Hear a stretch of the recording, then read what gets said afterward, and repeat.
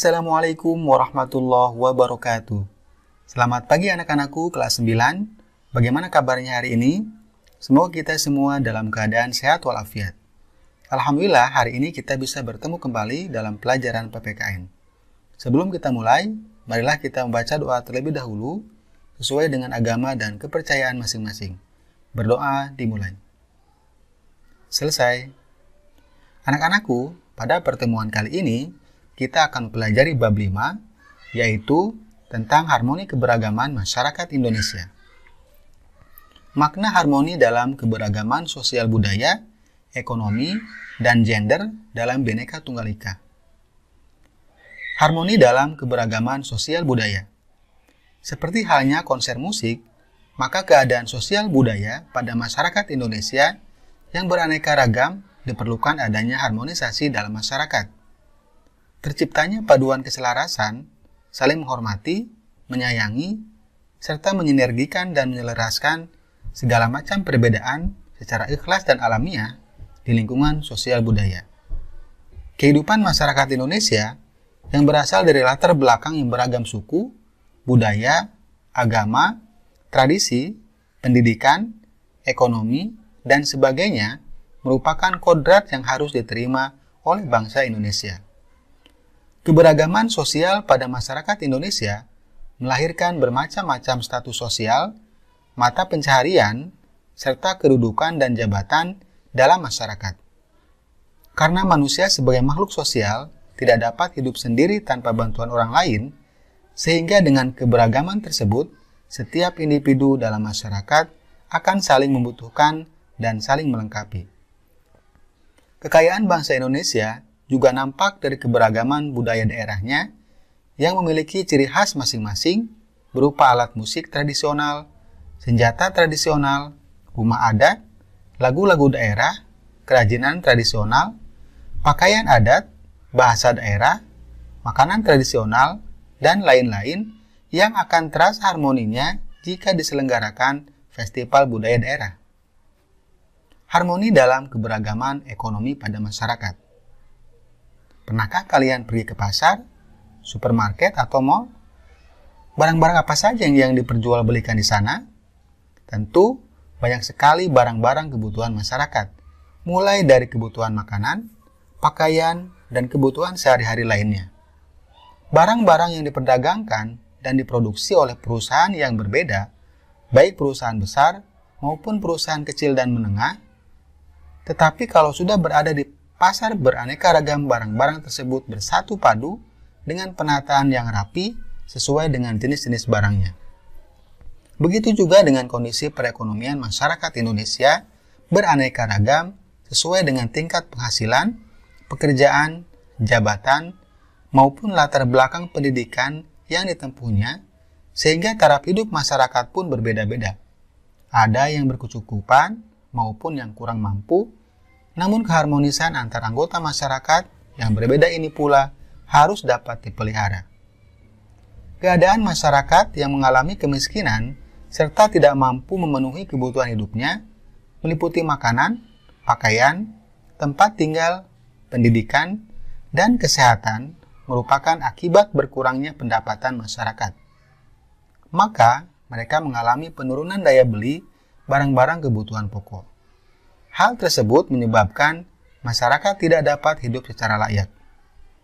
Perlu ada upaya membantu kehidupan mereka untuk dapat meningkatkan penghidupannya yang lebih baik.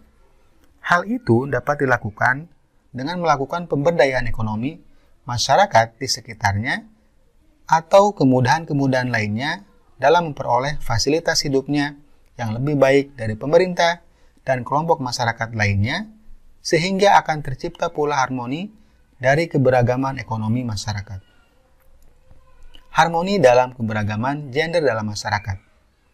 Perempuan memiliki hak untuk mengaktualisasikan diri dalam kehidupan sosial, budaya, ekonomi, maupun pertahanan dan keamanan di lingkungan bermasyarakat, berbangsa, dan bernegara seperti halnya kaum laki-laki. Tentu saja jangan sampai kehilangan jati diri dan kodratnya sebagai perempuan. Kesederajatan kaum perempuan dan laki-laki dalam kehidupan bermasyarakat itulah yang sekarang ini dikenal dengan kesetaraan gender. Secara harfiah, gender berasal dari bahasa Inggris yang berarti jenis kelamin.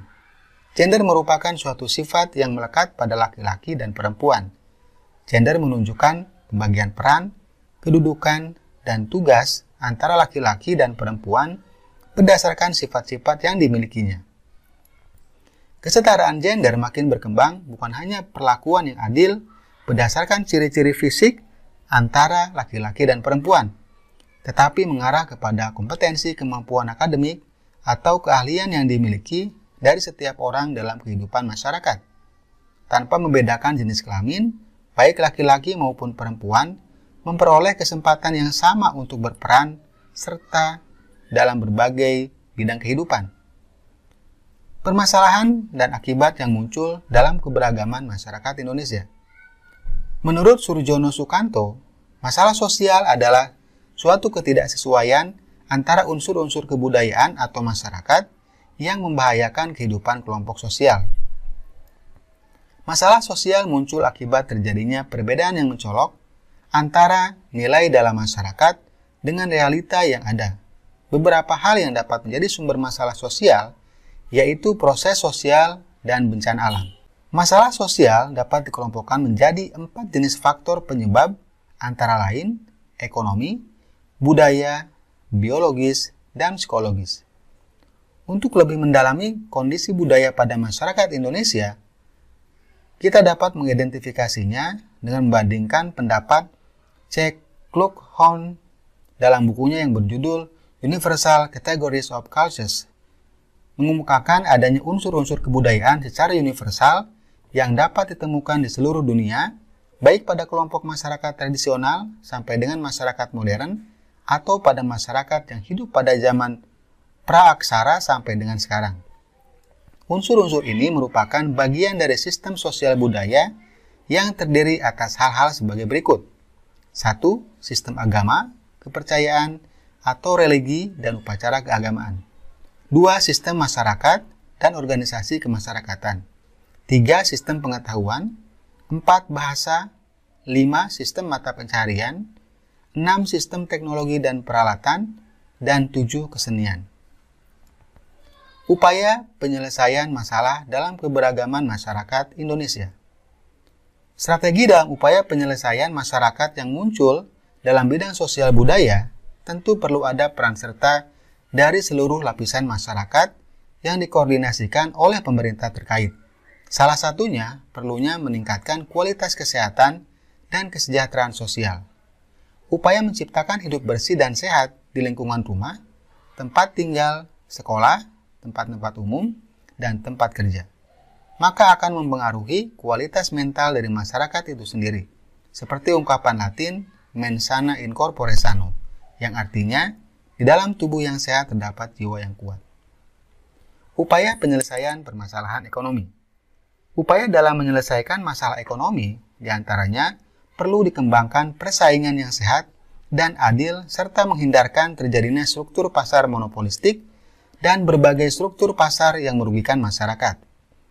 Upaya pemerintah dalam mengembangkan kebijakan industri, perdagangan, dan investasi dalam rangka meningkatkan daya saing global dilakukan dengan membuka aksesibilitas yang sama terhadap kesempatan kerja dan berusaha bagi segenap rakyat serta seluruh daerah melalui keunggulan kompetitif, terutama berbasis keunggulan sumber daya alam dan sumber daya manusia dengan menghapus segala bentuk perlakuan diskriminatif dan hambatan. Upaya penyelesaian masalah gender. Kegiatan pokok yang dilakukan dalam menyelesaikan masalah gender adalah sebagai berikut. 1. Peningkatan kualitas hidup perempuan melalui aksi afirmasi, terutama di bidang pendidikan, kesehatan, hukum, ketenagakerjaan, sosial, politik, lingkungan hidup, dan ekonomi. 2. Peningkatan upaya perlindungan perempuan dari berbagai tindak kekerasan, eksploitasi, dan diskriminasi, termasuk upaya pencegahan dan penanggulangannya. 3. Pengembangan dan penyempurnaan perangkat hukum dan kebijakan, peningkatan kualitas hidup dan perlindungan perempuan di berbagai bidang pembangunan di daerah. 4. Pelaksanaan komunikasi, informasi, dan edukasi untuk peningkatan kualitas hidup dan perlindungan perempuan di daerah. Penyusunan sistem pencatatan dan pelaporan, sistem penanganan, dan penyelesaian kasus tindak kekerasan, eksploitasi, serta diskriminasi terhadap perempuan. Selanjutnya, pembangunan pusat pelayanan terpadu berbasis rumah sakit dan berbasis masyarakat di tingkat provinsi dan kabupaten kota sebagai sarana perlindungan perempuan korban kekerasan, termasuk perempuan korban kekerasan dalam rumah tangga. Kemudian, peningkatan peran masyarakat dan media dalam penanggulangan pornografi dan porno aksi. Ada banyak hal yang bisa dilakukan untuk meningkatkan kualitas pemberdayaan kaum perempuan. Di antaranya sebagai berikut. 1. Melalui jalur pendidikan, baik formal maupun informal. 2. Terciptanya kemitraan yang baik antara laki-laki dan perempuan, baik di ranah publik maupun domestik, dengan memiliki persepsi yang sama tentang dimensi perbedaan dan persamaan. 3. Berupaya memberdayakan diri dengan cara meningkatkan rasa percaya diri. 4. Memahami tujuan hidup dan dapat membuka diri untuk bermusyawarah. Pesatnya arus informasi saat ini mengharuskan perempuan memanfaatkan potensi dirinya melalui pengembangan karir di luar rumah. 5. Pelaksanaan pelatihan atau pendidikan analisis gender agar dapat meningkatkan pengetahuan, pemahaman, dan kesadaran tentang gender, serta meningkatkan kemampuan dalam kebijakan program atau perencanaan pembangunan. 6. Mengupayakan keterlibatan kaum perempuan dalam setiap proses dan pengambilan keputusan. Anak-anakku, demikianlah pembahasan tentang harmoni keberagaman masyarakat Indonesia. Semoga kita semua dapat memahaminya dengan baik dan mengamalkannya dalam kehidupan sehari-hari. Terima kasih.